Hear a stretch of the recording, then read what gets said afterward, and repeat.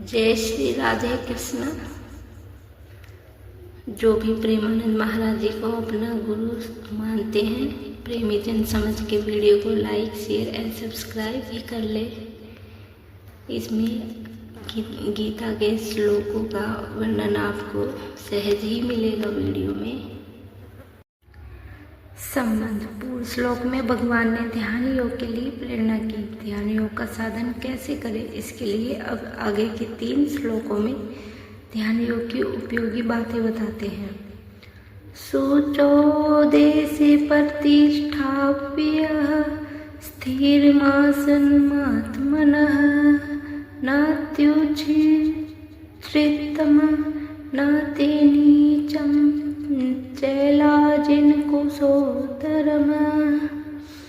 व्याख्या। सूचो देशे। भूमि की शुद्धि 2 तरह की होती है। स्वाभाविक शुद्ध स्थान जैसे गंगा आदि का किनारा, जंगल, तुलसी, आंवला, पीपल आदि पवित्र वृक्षों के पास का स्थान आदि, और शुद्ध किया हुआ स्थान जैसे भूमि को गाय के गोबर से लीपकर अथवा जल छिड़ककर शुद्ध किया जाए। जहाँ मिट्टी हो वहाँ ऊपर की 4-5 अंगुल मिट्टी दूर करके भूमि को शुद्ध किया जाए।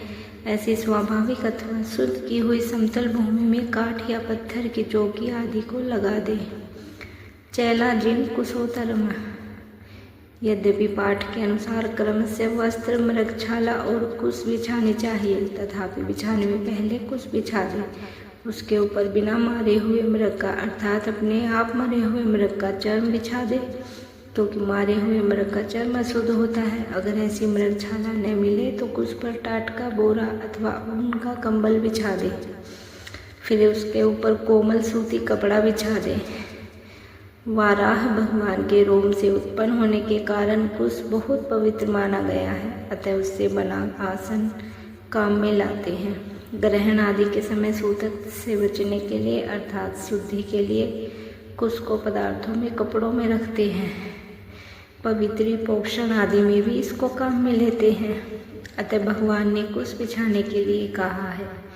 कुश शरीर में गड़े नहीं, और हमारे शरीर में जो विद्युत शक्ति है वह आसन में से होकर जमीन में न चली जाए, इसलिए मृगछाला बिछाने का विधान आया है।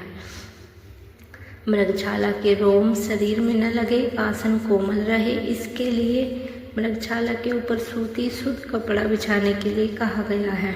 अगर मृगछाला की जगह कंबल या टाट हो तो वह गर्म न हो जाए, इसलिए उस पर सूती कपड़ा बिछाना चाहिए। नात्युच्छ्रितम नाति नीचम।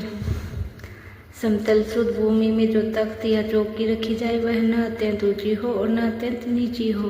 कारण कि अत्यंत ऊंची होने से ध्यान करते समय अचानक नींद न आ जाए तो गिरने की और चोट लगने की संभावना रहेगी, और अत्यंत नीची होने से भूमि पर घूमने वाले चींटी आदि जंतुओं के शरीर पर चढ़ जाने से और काटने से ध्यान में विक्षेप होगा। इसलिए अति ऊंचे और अति नीचे आसन का निषेध किया गया है। प्रतिष्ठाप्य स्थिर मासनमात्मनः।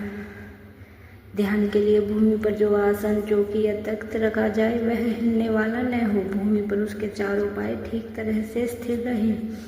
जिस आसन पर बैठकर ध्यान आदि किया जाए वह आसन अपना होना चाहिए, दूसरे का नहीं, क्योंकि दूसरे का आसन काम में लिया जाए तो उसमें वैसे ही परमाणु रहते हैं। अतः यहाँ आत्मन पद से अपना आसन अलग रखने का विधान आया है। इसी तरह से गोमुखी, माला, संध्या के पंचपात्र, आचमनी आदि भी अपने अलग रखने चाहिए।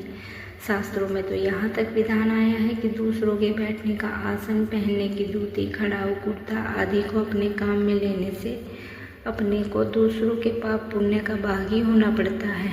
पुण्यात्मा संत महात्माओं के आसन पर भी नहीं बैठना चाहिए, क्योंकि उनके आसन, कपड़े आदि को पैर से छूना भी उनका निरादर करना है, अपराध करना है।